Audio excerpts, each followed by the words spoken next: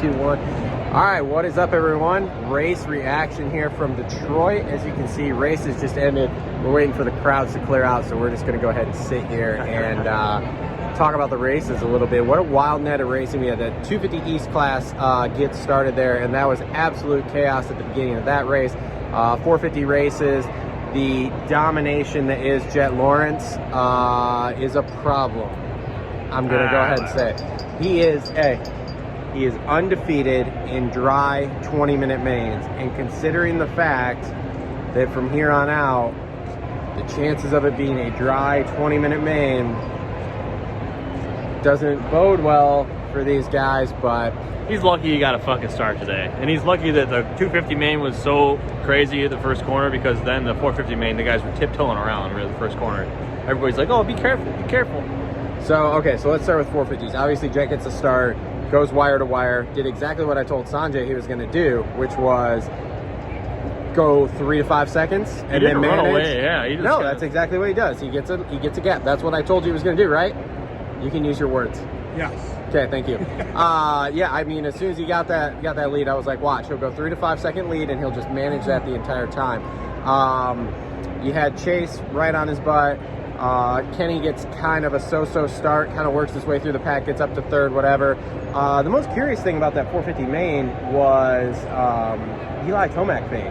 I was really weird. like, uh-oh. Yeah, I don't know what's going on there, but it's not good. Okay, so I hate to put this in the universe right now, but you remember when Ryan Villapoto went overseas and he was just kind of lackluster, and then he got hurt, and that was just the end? Yep. I hope Eli can get it together, because if he's 5th place, 7th place Eli, he's probably going to hang him up sooner than the fucking end of the season. You're probably not wrong. I mean, everybody got all excited last week when he won that last of the Triple Crown mains. I wasn't that excited about it, and after tonight, I'm still not super duper excited about it. So I don't know. We'll have to wait. Only time will tell here. We'll see. Glendale's usually really good, so we'll have to wait and see kind of how that goes. Outside of that, yeah, Plessinger moved forward. Yeah, way good. He almost got back in the points too. He did. He's not far back behind. He like passed Anderson and then made a mistake or something, and then Anderson got back by him and he couldn't do anything. So whatever. And outside of that, I don't have a whole lot in the 450s. We now have the top 4 separated by 6 points. Yeah. So that's pretty good. Everybody up to like 8th place, I want to say, is still in it, because I think 8th place is like 21 points out of the lead. So the top 8 guys are still technically in it at this point, but it's starting to spread out a little bit. 9th and 10th, which is Barsha and Hunter Lawrence, they are not in it anymore. They didn't look very good today. Barsha, his forks looked fucked up or something, because he was going through a rhythm toward the end. He almost went down like 3 times in one rhythm section. Yeah. Because he was like, you could look like when he would go down, it would like kind of twist on him. So I was watching, I'm like, it doesn't look good. Interesting. So anything else with 450s? Because there wasn't like a lot. We were kind of... Anderson looked pretty good, but like honestly, I'm going to back it up a little bit here. The track crew was really great, but I was really like, I give today's track a 4 out of 10. Honestly. Yeah, it wasn't very good. There was no separation. Everybody could kind of do everything. It was just kind of whatever deal. And being short lap like this, if it's 42-second lap times, if you're half a second faster in a spot, like, where the fuck are you going to make the time up? So I don't love that part. And like the sand section, they needed to water that again. It was a little too pushy. Yep. But otherwise, it was okay. It looked like a lot of fun to ride, but not really great for racing. Nope. So it would be like something we build at his house. Kind of, yeah. Except for it'd be a bunch of tabletops because he's a fucking pussy. Well, that might not be a bad idea either for me. Okay, so moving on, 250s there. Wild start to it. We have the video. It's posted on our Instagram, so go ahead and check that out. Basically, whoever the inside rider was, I couldn't really tell. I think it was Hammaker, but it might have been McAdoo, whatever. That's what started that whole situation there, and basically just took out a whole bunch of the heavy hitters. Vial, Deegan, everybody. Now, I'm going to say this on the Deegan hype train here. The kid's gritty. That right handlebar was damn near touching his forks, and he rode that entire main. I didn't know his handlebars were all fucked up. Oh, dude, it was so far. I pointed at Sanjay. Didn't I point that out to you? Yeah. Thank you. Yeah, it was just like he's leaned to the right. I mean, he was doing everything he could, man. I felt absolutely terrible for him. Sanjay's kind of leaning to the right now too. He looks like he's ready for a nap or something. a little too much 1800 there, I'm bad. So anyway, yeah, so Deegan out of the points chase. Little Red Dog got smashed into that wall there. He was out after making it in through the LCQ. I'll call it an okay debut for him, and an okay debut for Triumph. Swole looked good in that main until he went down, and then he kind of clawed his way back a little bit there. I don't know that he was that good. I don't know. Top 10 for sure. I don't remember. 6th or 8th, I forget. But anyway, but okay for Triumph there. Not too bad. Yeah, let's go.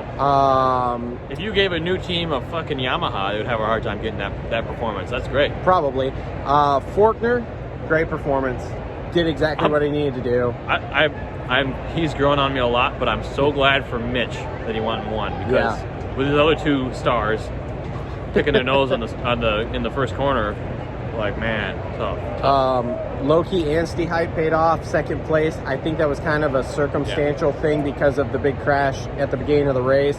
He wasn't as impressive in that heat race as I thought he might be. He didn't really come through the pack or anything. He just kind of was there. Dax Bennett, way to go. 3rd place. That's a fucking rookie debut right there, buddy. Yeah, that was good. So that's cool. Again, though, kind of circumstantial because Hymas got the start, and Hymas was running real.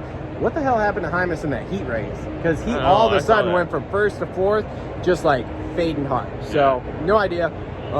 But Hymas in the main looked good. Then he went down in the whoops, and then that was kind of the end of his night there. He's got great style. I love the way he holds his upper body when he's riding. I kind of have that weird, awkward elbow thing myself, and when you see him do it, he looks really good. Good style, good speed. He will be a contender here. I'm trying to think outside of that. Did he do a full season last year or just No, he did like 4 races. Yeah, okay. So this is basically his full rookie season here. Cullen Park, 2 big ones. One in the heat race where he basically torpedoed himself and front flipped into the face with the bike and everything. I was honestly surprised to see him ride the main, the LCQ in the main. But see the guy sitting on the bale doing this? He got in? Yeah. Yeah, it wasn't good. So I want to give Ubly, Michigan's shout out to Marshall Welton. P8 out of the LCQ. Dude. He got 3rd in the LCQ. He has 8 minutes to fucking catch his breath and put gas in the bike, and then goes and gets 8th in the main. Like, that's awesome. How about his bike smoking like the last 3 laps? I was like, oh my gosh, please stop. Please don't do that to him. Yeah, shout out Michigan Mafia there, Marshall Welton, for doing that. Also in the 450 class, Mitchell Harrison making the main after a gnarly crash in free practice, which I have. It will be on the channel soon. I caught a couple good ones today. I'm pretty proud. I'm pretty happy with that. Mostly because everybody was okay. So as long as everyone's okay, we're cool. Shout out to Jeremy Martin, man. I hope he's okay. Wicked crash. Have you seen it? It's on Instagram. No, I saw him go down earlier, but I didn't know it was him because it was in the distance. Basically coming in the whoops, and on the second to last one, just flops off the bike and just straight to his back, whips his head back into that last whoop, and he's just out. Done. Game over. Was he no questions asked. Yeah. Oh, yeah. He was out. Backboarded off, so thoughts and prayers with him. Hopefully he's okay. Okay, so we were talking earlier about this.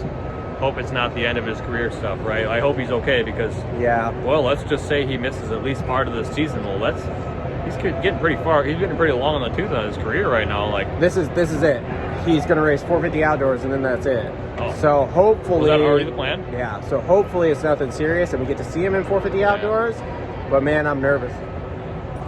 I'm nervous because he's got a rod in his back, so who knows. So hopefully he's okay. I'm sure we'll find out more this week. Yeah. Anything else? I can't think of anything else right now. I had some stuff on the tip of my tongue, but I don't remember. Who knows? All right, so this has been your race reaction, literally live from Detroit here. Thanks everybody for tuning in. Make sure to like, subscribe, comment down below. We'll see everybody next week for Glendale.